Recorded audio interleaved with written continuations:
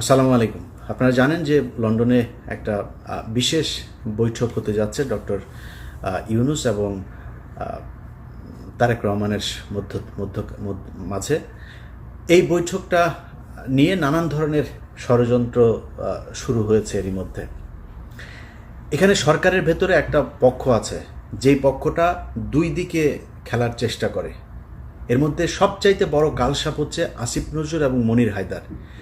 মনির হায়দার হচ্ছে পৃথিবীর সবচাইতে বড় ধরনের একটা মানে ভদ্র বাটপার যাদেরকে বলে। এই বাটপারির যদি পিএইচডি বা পোস্ট ডক্টরেট যদি করা লাগে তার কাছ থেকে করতে হবে। এত সুন্দর, এত ভদ্র নম্রভাবে আপনারা বুঝতেই পারবেন না আপনারা কি বললো। ধরেন আপনারা আমার সম্পর্কে সে একজনের কাছে বাজে কথা বলবে না, ইলিয়াস ছেলেটা কিন্তু ভালো, হ্যাঁ ছেলেটা ভালো, কিন্তু সমস্যা হচ্ছে ও মাঝে মধ্যে বিভিন্ন মেয়ে মানুষ নিয়ে তারপরে মদ খায়, মেয়েদের সাথে যখন মিলে তখন একটু মদ খায়, হ্যাঁ কিন্তু ছেলে কিন্তু ভালো।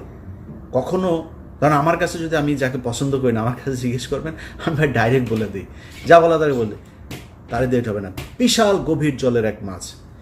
এরা সব শেষ যখন কিনা সিটি কর্পোরেশনের এই যে গ্যাঞ্জাম হইল।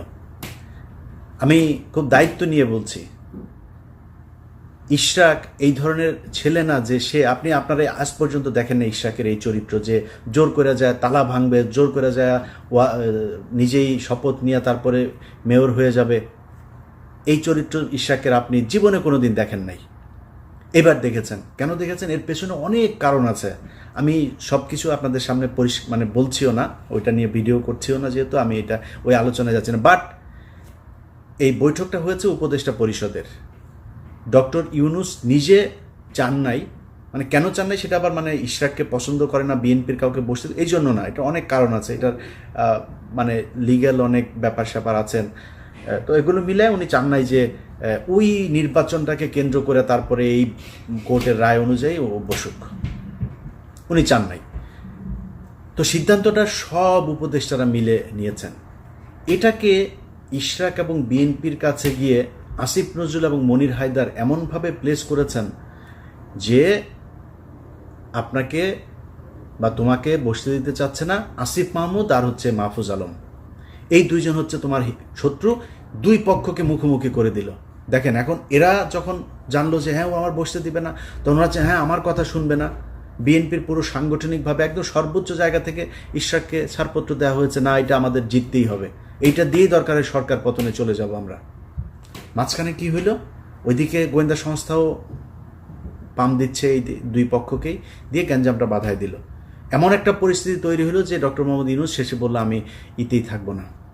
তো ইউনূসকে আপনি যত কিছুই বলেন, এখন আমি কালকে একটা পোস্ট করেছিলাম যে ডক্টর মোহাম্মদ ইউনূস লন্ডনে যাওয়ার পরে এই যে আপনার টোকাই পার্টি, যেটা পলাতক পার্টি এখন সেখানে নানান ধরনের ইটি করছে। সারা জীবন বিএনপির কাছে কিন্তু লন্ডনে সারা জীবন মার খেয়েছে ওইখানে, এবার তারা বিশাল আকারে ইয়ে। তো আমি এটা পোস্ট করেছিলাম যে বিএনপির উচিত ডক্টর মোহাম্মদ ইউনূসের ইয়েতে থাকা।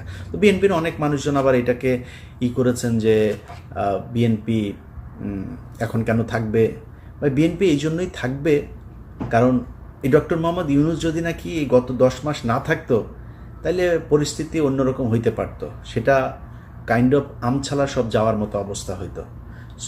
আবার স্টুডেন্টদের সাথে আপনি দুর্নীতি করছে, এই যে আপনার কি এই যে হান্নান মাসুদকে নিয়ে আলোচনা হচ্ছে, দুর্নীতি করছে তো অনেকেই দুর্নীতি করছে, করে না কে আমার এইটা বলেন, যে ওই দলের এই ব্যক্তি এই পর্যন্ত ক্ষমতায় ছিল করে নাই, করে তো।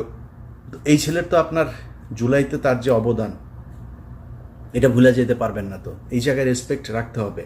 এদের কারণে আপনি আজকে অনেক কিছু পেয়েছেন, অনেক কিছু সহজ হয়েছে, এটা মাথায় রাখতে হবে। তো আপনি এখন মনে করছেন যে না আমরা কেন থাকবো, বিএনপি কেন থাকবে, বিএনপি এই জন্যই থাকবেন, আওয়ামী লীগের প্রশ্নে আমাদের সবাইকে এক থাকতে হবে, এই জন্যে থাকবেন। তো এটা নিয়ে বেশ হচ্ছে। এই যে দুই পক্ষের ভেতরে দ্বন্দ্ব তৈরি করে দেওয়ার চেষ্টা, এটা এই ইশরাকের সময় থেকে শুরু করে এই এখনও হচ্ছে। এখন নতুন করে যেটা হচ্ছে সেটা হচ্ছে যে তারেক রহমানের এই যে বৈঠক, বিভিন্নভাবে বিভিন্ন জায়গায় বিভিন্ন জনকে ম্যানুয়ালি এগুলো পুশ করা হচ্ছে যে এটা তারেক রহমান চেয়েছে। দুই একটা মানে এই সোশ্যাল মিডিয়াতেও চলে এসছে যে তারেক রহমান চেয়েছে, গণমাধ্যমেও দুই এক জায়গায় দেওয়া হয়েছে এইভাবে যে তারেক রহমান চায় এই বৈঠক হোক।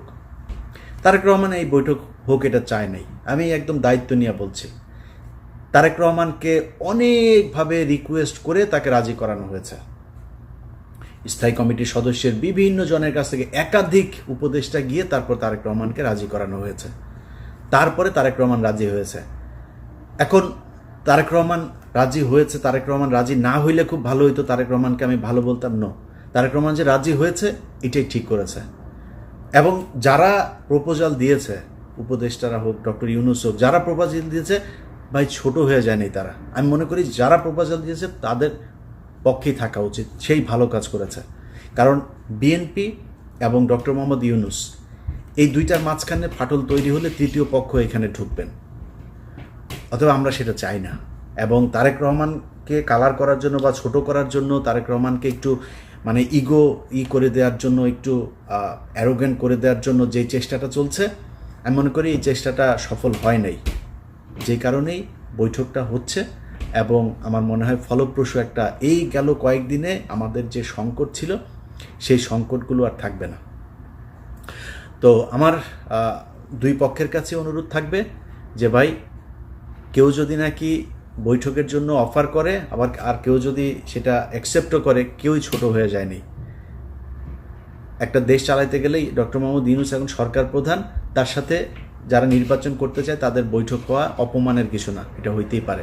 কিন্তু যারা করতে চাচ্ছে বিষয়গুলো, যে তারেক রহমান খুব অসহায়, তারেক রহমানের একদম মানে ইচ্ছা হচ্ছে যে এখন তারেক রহমান এই করতেই চায়, এরকম এটা বলে যারা তারেক রহমানকে ছোট করার চেষ্টা করছে বা বৈঠকটা বাতিল করার চেষ্টা করছে, আমার মনে হয় তাদের এই কুয়াশাটা হবে না, মানে সফল হবে না।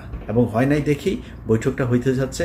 আমরা বিশ্বাস করি এই বৈঠকে সামনে নির্বাচন নিয়েও দুই পক্ষের মধ্যেই একটা নমনীয় থাকবে, দুই পক্ষই ছাড় দেবে। এবং ডক্টর মোহাম্মদ ইউনূসেরও আমি মনে করি তিনি সম্মানিত একজন মানুষ, তিনারও অহেতুক নির্বাচনটা খুব বেশি পিছিয়ে নিয়ে যাওয়ার কোনো কারণ আছে বলে আমি মনে করি না। নির্বাচনটা হয়ে যাওয়া উচিত। এনসিপি যদি চায় যে নির্বাচন করবে, ডক্টর মোহাম্মদ ইউনূস যদি সেটার প্রধান হিসাবেও থাকতে চায়, নির্বাচন করুক। বাংলাদেশের মানুষ তাদেরকে যদি চায় তারা আসবে, বিএনপিকে চাইলে বিএনপি আসবে। সো আমার মনে হয় নির্বাচন আর এই সংস্কার, এই দুইটাকে সাংঘর্ষিক একটা জায়গায় না নিয়ে নির্বাচন নিয়ে একটা সংস্কার অলরেডি 10 মাস হয়েছে। আমার মনে এর ভেতরে অনেকগুলো কাজ হয়েছে। এখন নতুন করে আরও যেই কয়দিন সময় হাতে আছে, এই কয়দিন এটা আমার মনে 1 মাসেই সম্ভব। 1 মাস হিউজ টাইম। 30 দিনে এই ধরনের সংলাপ করে একটা সুনির্দিষ্ট জায়গায় পৌঁছানো যায়। সো আমি মনে করি একদম যেটা দরকার, কিভাবে নির্বাচন হবে, পরবর্তী 5 বছর পরে কিভাবে সরকার পরিবর্তন হবে, এই জিনিসগুলো ঠিক করে নির্বাচনে চলে যাওয়া দরকার। সেটার জন্য আমি মনে করি না যে এপ্রিল বা জুন পর্যন্ত কোনো সময়ের দরকার আছে। বিএনপি যেহেতু চাচ্ছে, আমার মনে হয় ডিসেম্বরের মধ্যে নির্বাচন দেওয়া সম্ভব।